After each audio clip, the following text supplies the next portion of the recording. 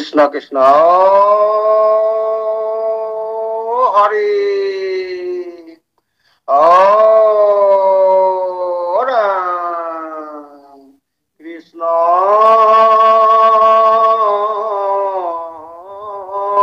শঙ্কর গুরু হরে রাম রাম রাম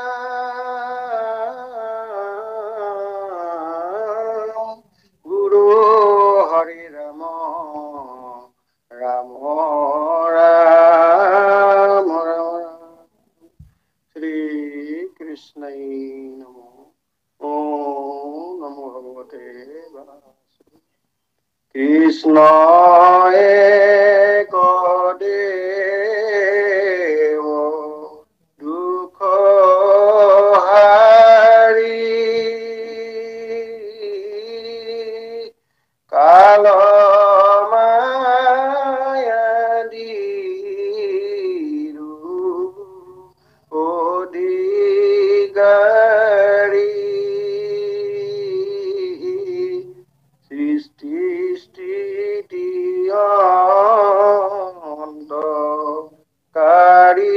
দেব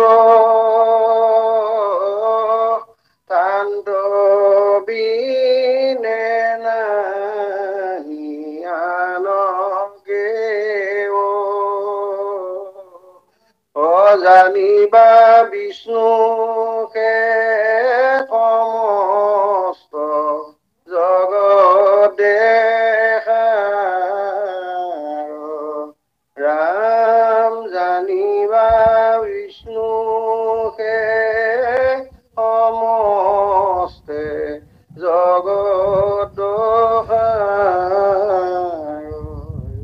কৃষ্ণ হৰি কৃষ্ণ ভাৱ আমি আগবঢ়াইছো কৃষ্ণ হেন শুনি কৃষ্ণ নাৰদনি গদদি তোমাৰ চৰণ আশী দেখিলো সম্প্ৰতি এয়া মাত পৰে আন আৰু গুণ আছে প্ৰয়োজন তোমাৰ ভকতি প্ৰভু মোৰ সাধন হীৰা মোৰ যেন কাম শুনি মোক দেৱ হৰি সম্প্ৰতি আছা তুমি জগত সংহৰি ৰাম প্ৰলয়ৰে অন্তে সৃষ্টি কৰিবা দুনাই কেন কেন ৰূপে তাত দেখিবা গোসাই কৃষ্ণ কৃষ্ণ কৃষ্ণ জয় গুৰু শংকৰ কৃষ্ণ জয়তে আজি অনুষ্ঠানত প্ৰবিষ্ট আমাৰ সকলোৰে শ্ৰদ্ধাৰ লয়িং প্ৰভুজনাকে প্ৰমুখ কৰি বাৰনত্ন বৰা প্ৰভু কলিয়াবৰ ফণী হাজৰিকা প্ৰভু প্ৰমুখ কৰি সমস্ত জনা আই আমি আপোনাৰ সমস্তলৈকে আমাৰ সেৱাভাগ আগবাঢ়িছো কৃষ্ণ এতিয়া আমাৰ সকলোৰে কৃষ্ণ কৃষ্ণ আমি আপোনালোকৰ এই নিৰ্দেশ অনুসৰি আগবাঢ়িবলৈ ওলাইছো আৰু আমাৰ অজানিতে হোৱা অনেক দুখ অপৰাধ আপোনালোকে আমাক নিজৰে দাস বুলি ভাবি আপোনালোকে সকলো সময়তে সহযোগ কৃপা আৰু স্নেহ আগবঢ়াব এই আশা কৰিছো আপোনালোকৰ চৰণলৈ পুনৰ সেৱা জনাইছো আৰু প্ৰভুৰ চৰণলৈ এজোপা গছাৰে সেৱা জনাব বিচাৰিছো কৃষ্ণ অনাদি অনন্ত অচিন্ত্য ঈশ্বৰ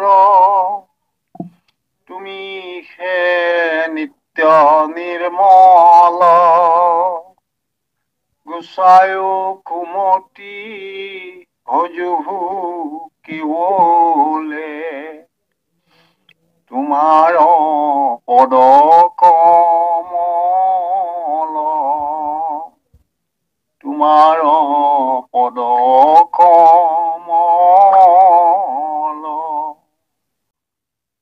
ইয়া প্ৰভুৱে যেতিয়াই কলে যে ঋষিবৰ তুমি যে আহিলা কোৱা সোনকালে মই তোমাৰ কি কাৰ্য কৰি দিব লাগে প্ৰভুৱে কলে এতিয়া নাৰদে এইবাৰ কৈছে যে সেই প্ৰভু মই তোমাৰ আহি পেলাই তোমাৰ চৰণ দৰ্শন হল তোমাৰ চৰণ দৰ্শন হল সেই অমীয়া অনুপম মনোমোহা ৰূপ মই দেখিলো যিটো আমাক ইতিমধ্যে বৰ্ণনা কৰি গৈছে সেই অপৰূপ ৰূপৰ অধিকাৰী তোমাক মই দেখিলো এই ইয়াতকে আৰু মোৰ পাবলগীয়া কিনো আছে এয়া মই উত্তম খিনিয়েই পালো আৰু ইয়াতকে মোৰ ডাঙৰ প্ৰয়োজন কি হব পাৰে তোমাক পালো তোমাৰ দৰ্শন হল ইয়াতকে আৰু কি লাগিছে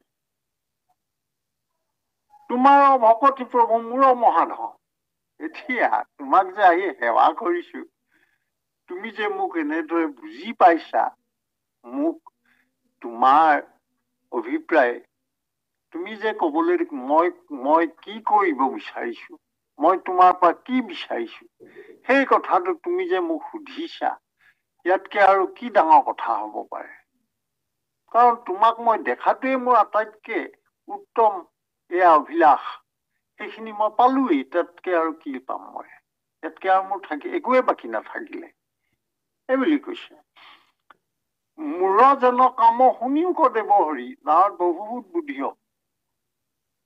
এইবাৰ নাৰদে কলে যে তোমাৰ চৰণ দেখিলো ইয়াতকে ডাঙৰ কাম আৰু নাই কিন্তু ইয়াতে আকৌ লাহেকে লগাই দিলে নাৰদে কি বুলি লগাই দিলে যে মোৰ অকমান কাম নোহোৱা নহয় মোৰ মনত এটা ভাৱ এটা আছে সেইটো হৈছে এতিয়া তুমি প্ৰলয়ৰ অন্ত হল প্ৰলয়ৰ অন্তত সকলো জল থল হৈ আছে চাৰিওফালে এই পানী একাৰ্ণৱ হল 7 সাগৰ গোট খাই এখন সাগৰ হৈ আছে এতিয়া তুমি ইয়াত এনেকে অনন্ত সজ্জাত তুমি এনেকে বিশ্ৰাম কৰি আছা এতিয়াতো তুমি আকৌ সৃষ্টি কৰিবা আকৌ সৃষ্টি কৰিলে এইবাৰ তুমি কি ৰূপত থাকিবা তোমাক কেনেকে দেখা যাব তুমি যে সৃষ্টি কৰিবা এই প্ৰলয়ৰ শেষত তুমিতো সৃষ্টি আৰম্ভ কৰিবা সেই সৃষ্টিখিনিত তোমাক কেনেদৰে দেখা যাব তোমাৰ ৰূপবোৰ কি হব এইখিনি কথা মোৰ জানিবলৈ মন আছে সম্প্ৰতি আছা তুমি জগত সংহৰি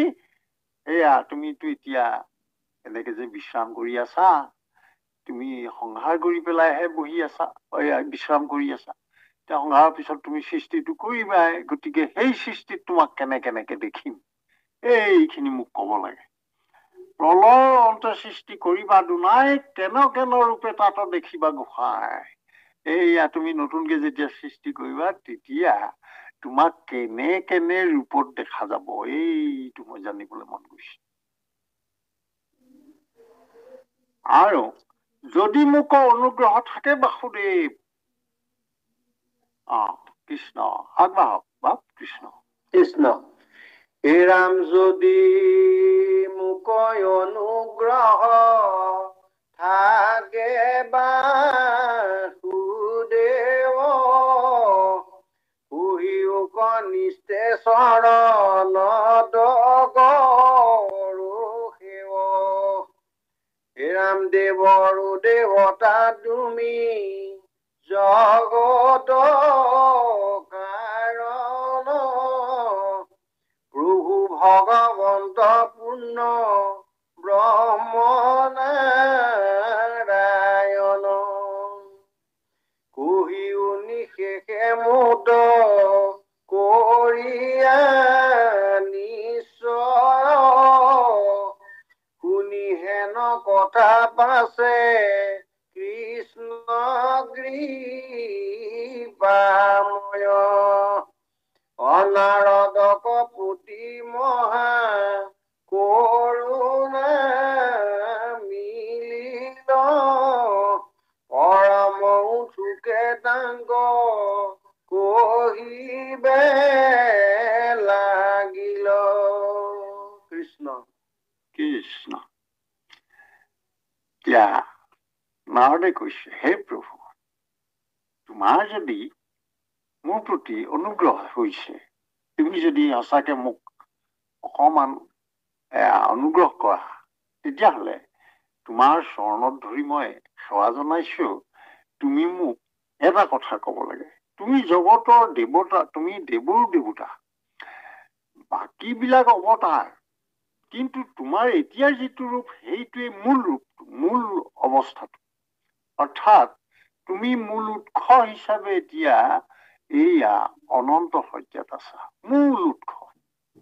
তুমি পূৰ্বতেও আছা, এতিয়াও আছা, ভৱিষ্যতেও থাকিবা। প্ৰলয়ত সমস্ত নাইকিয়া হৈ যাব, তুমি এনেকেই থাকিবা। তোমাৰ আজিও থাকিবা, অতীততো আছিলা, ভৱিষ্যতেও থাকিবা। অৰ্থাৎ প্ৰভু ভগৱন্ত পূৰ্ণ ব্ৰহ্ম নাৰায়ণ, তুমিয়ে সেইজন যিজনৰ পৰাই সমস্ত সৃষ্টি হৈছে। ভিন্ন ভিন্ন অৱতাৰসমূহ হৈছে, ভিন্ন অৱতাৰৰ জৰিয়তে তুমি ভিন্ন কাম কৰিছা, কিন্তু মূল যি অৱস্থা, মূল যি তোমাৰ ৰূপ, সেয়া হৈছে তুমি পূৰ্ণ ব্ৰহ্ম নাৰায়ণ। এয়া অনন্ত সজ্জাত তুমি থকা যি অৱস্থা, সেয়া এতেকে কহিও নিশেষে মূত কৰিয়া নিশ্চয়, শুনি হেন কথা পাছে কৃষ্ণ কৃপাময়। এতিয়া এনেদৰে নাৰদে কোৱা দেখি ভগৱন্তই নাৰদৰ প্ৰতি কৃপা হল আৰু নাৰদক এতিয়া কথাখিনি কব।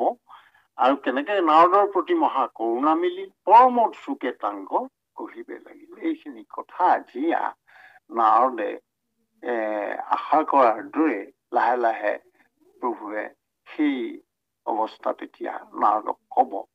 এইখিনি কথা কওঁতে তেওঁৰ লীলাখিনি কব, অৱতাৰখিনি কব, তেওঁৰ সমস্ত বিভিন্ন সময়ৰ বিভিন্ন কৰ্মখিনি তেওঁ কব।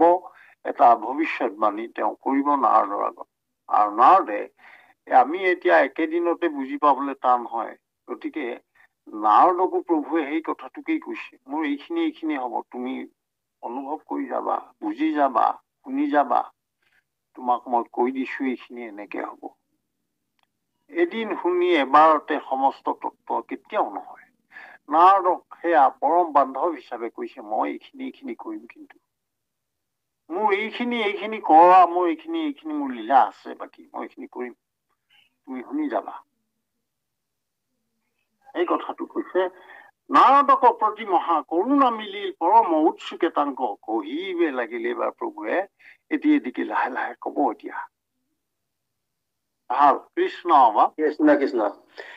শুনা সভাসদ কথা কৃষ্ণৰ চৰিত্ৰ, দুৰ্লভ হল বিচা জন্ম ভাৰত ভূমিত। কৃষ্ণৰ ভকতি বিনে ব্যৰ্থ যায় আয়ু, কৈতকীতিখনে পৰে ইটো প্ৰাণ বায়ু। দেৱ সব বাঞ্ছা কৰে মনুষ্য হৈবাক, কিনো ভাগ্য অপ্ৰয়াসে পায়াৱা চাৱাক। কৃষ্ণেৰে কৃপা অতি নাহিয়ান হেতু, অজানি সুখে তৰা ৰাম নাম বান্ধি হেতু। কুলিৰ পৰম ধৰ্ম নাম বিনে নাই, অবিচাৰিয়া দেখা গীতা ভাগৱত চাই। শ্যাম পৰম বান্ধৱ জানি মাধৱ নাম, চাৰুক ডাকি বোলা ৰাম ৰাম, হৰি ৰাম ৰাম ৰাম ৰাম। কৃষ্ণ কৃষ্ণ কৃষ্ণ কৃষ্ণ। এতিয়া শুনা সভাসদৰ কথা কৃষ্ণৰ চৰিত্ৰ। এতিয়া কৃষ্ণৰ যি স্বৰূপ, কৃষ্ণৰ চৰিত্ৰ, তেওঁৰ লীলা মহিমা, তেওঁৰ গুণ যশ, এই সমস্তকে একেলগে কৃষ্ণৰ চৰিত্ৰ বুলি কৈছে। গোটেইখিনি গোটাই লৈ কৃষ্ণ চৰিত্ৰ বুলি কৈছে।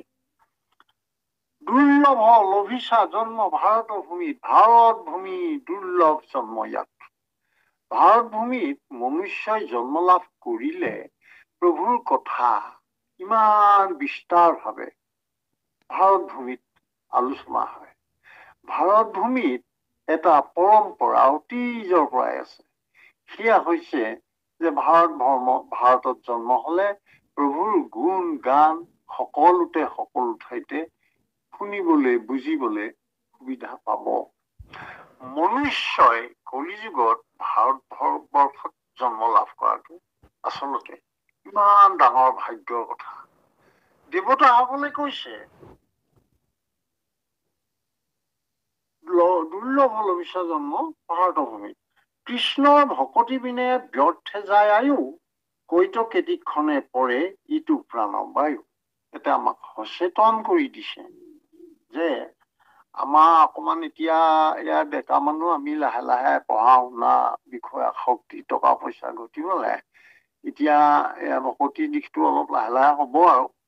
এনেকে যদি কোনোবাই ভাবে সেইটো আমাৰ ভাগৱতে কৈছে সেইটো ভুল কথা, সেইটো নহয়, সেইটো হ'ব নালাগে। কৈছে যে কোন মুহূৰ্তত মনুষ্য জন্ম লাভ কৰি কেতিয়া আমাৰ মনুষ্য এই জন্ম পৰি যায়, অৰ্থাৎ আমাৰ জীৱন অৱসান হয় আমি নাজানো। অৰ্থাৎ এই আয়ু কৃষ্ণৰ ভকতি বিনে যদি আয়ু যাবলৈ হয়, ইয়াতকে আৰু দুখৰ কথা নাথাকিব। গতিকে কেতিয়া প্ৰাণ যায় কোনো ঠিক নাই।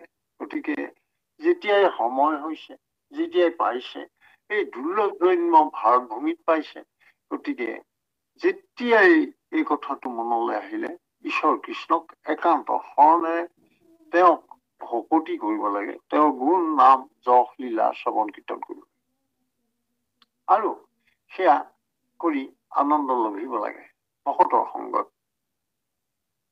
আকৌ কৈছে দেৱ হবু বাঞ্ছা কৰে মনুষ্য শুইবা ক। দেৱতাসকলে মনুষ্য হবলৈ ইচ্ছা কৰে, কাৰণ এটা আছে। মনুষ্যৰ আয়ু যদি আমি 100 বছৰ বুলি কওঁ, তাতকে 1000 গুণ বেছি দেৱতাসকলৰ। অৰ্থাৎ এই অৰ্থত দেৱতাসকলে তেওঁলোকে হাজাৰ হাজাৰ বছৰ ঈশ্বৰ চিন্তা কৰিও পাবলৈ টান। কিন্তু মনুষ্য এই কেইটামান দিনৰ ভিতৰতে, কেইটামান বছৰৰ ভিতৰতে ঈশ্বৰ চিন্তা কৰি নামৰ জৰিয়তে প্ৰভু পাব পাৰে। তাৰমানে ইয়া অতি সহজ সাধ্য কলিকালত, তাতে এয়া ভাৰত ভূমিত মনুষ্য ৰূপে যদি জন্ম হ'ল, তেওঁ ঈশ্বৰত ভকতি কৰি এইখিনি সহজে পাব পাৰে।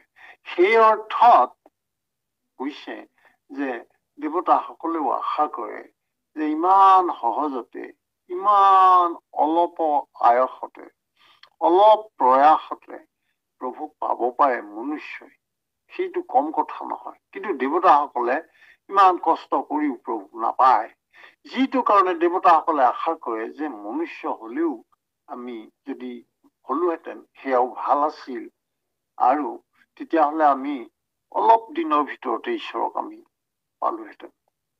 এই কথাটো কৈছে। আকৌ কৈছে কৃষ্ণৰ ৰেখে কৃপা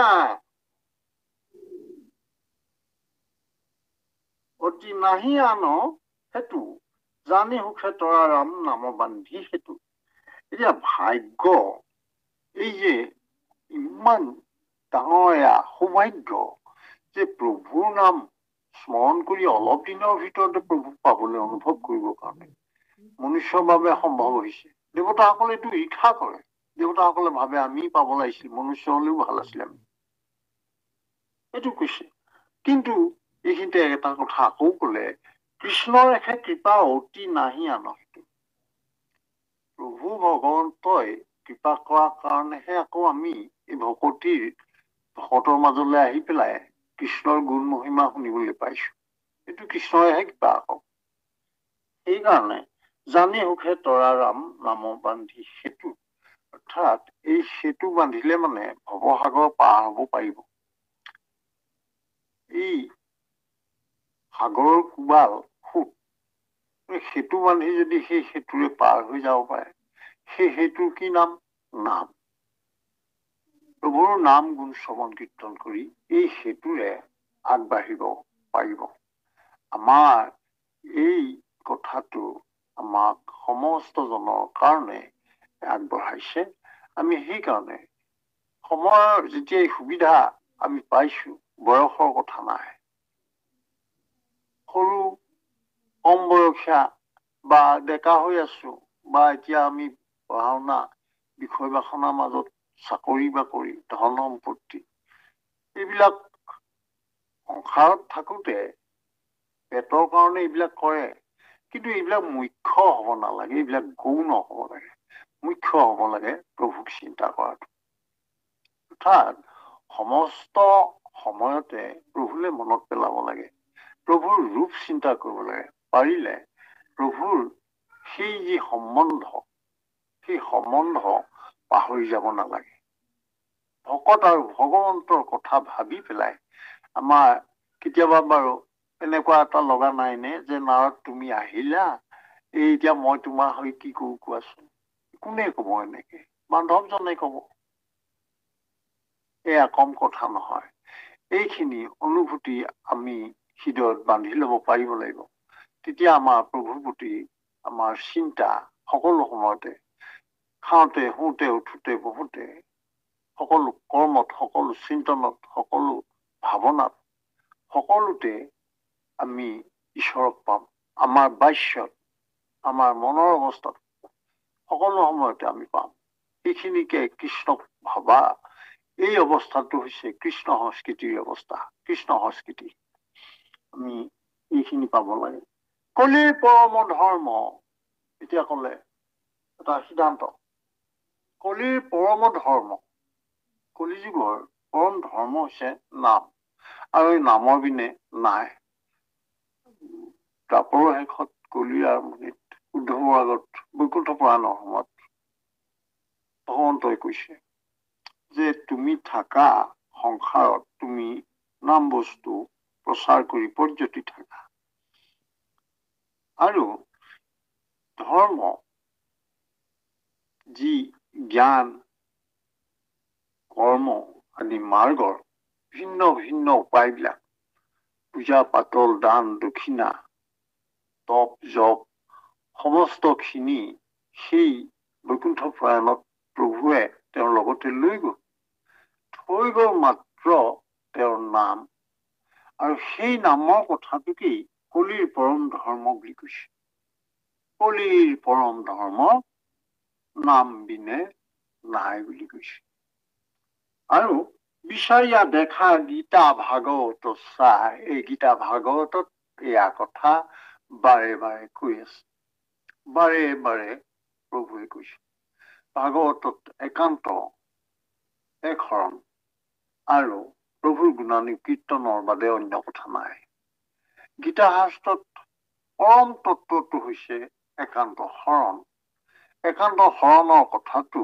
প্ৰভুৱে নিজ মুখে কৈছে তাৰমানে গীতাৰ অন্তত সিদ্ধান্ত হিচাপে এটা কথাই কোৱা হৈছে সেইটো হৈছে তেওঁ একান্তে শৰণ লৈ তেওঁক চিন্তা কৰিবলৈহে কৈছে প্ৰভুতে সমস্ত অৰ্পিবলৈ কৈছে প্ৰভুত একান্ত শৰণে লৈ তেওঁক ভকতি হৃদয়ত তেওঁক লৈ থাকিলে প্ৰভুৱে সকলো সময়তে তেওঁক কৃপা কৰিব ৰক্ষা কৰিব এই কথাটো তেওঁ প্ৰভুৱে অৰ্জুনৰ আগত কৈছে গীতা ভাগৱতৰ মূল তত্ত্ব কথাখিনিয়েই এইখিনি কথা গতিকে পৰম বান্ধৱ জানি মাধৱৰ নাম পাতক চাৰুক ডাকি বোলাই আমাৰ সেইকাৰণে প্ৰভু ভগৱন্ত মাধৱৰ যি নাম গুণ সেয়া হৈছে আমাৰ পৰম অমৃত সেয়াকে লৈ আমাৰ পাতক বিলাক নাইকিয়া কৰিব লাগে পাতক কিয় হৈছে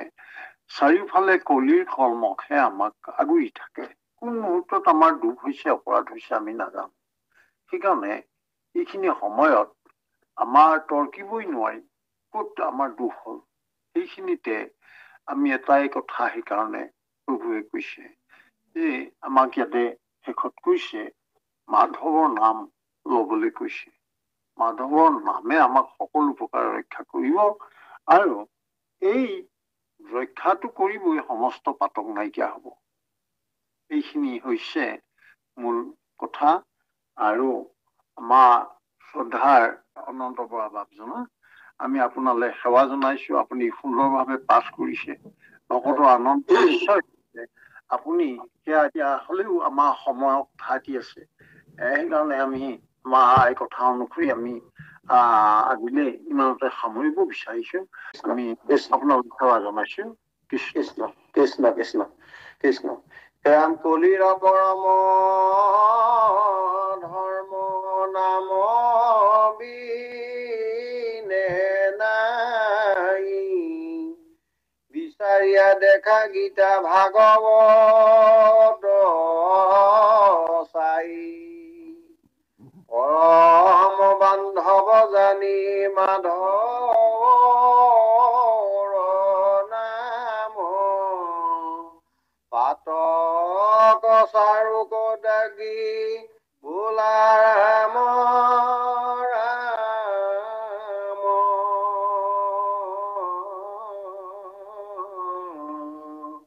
হৰি ৰাম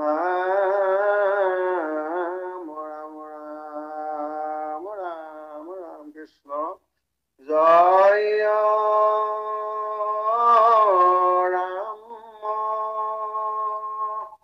জয় নাৰায়ণ জয় কৃষ্ণ জয় জগদ্গুৰু শ্ৰীমন্ত শংকৰ হৰি ৰাম অপৰাধ বিনাশন তোজো নাম নাৰায়ণ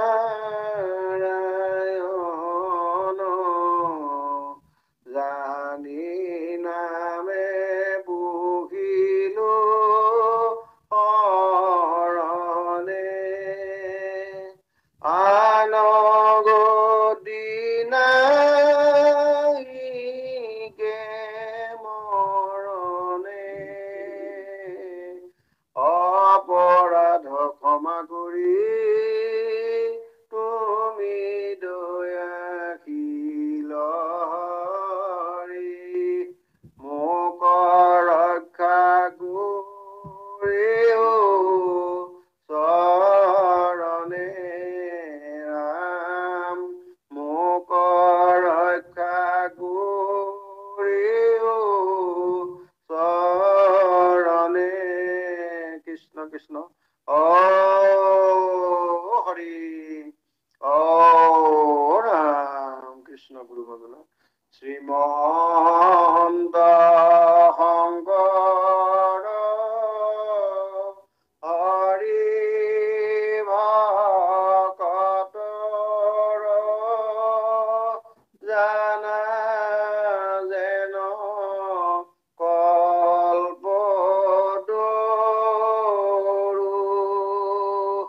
তাহান্ত বিনাই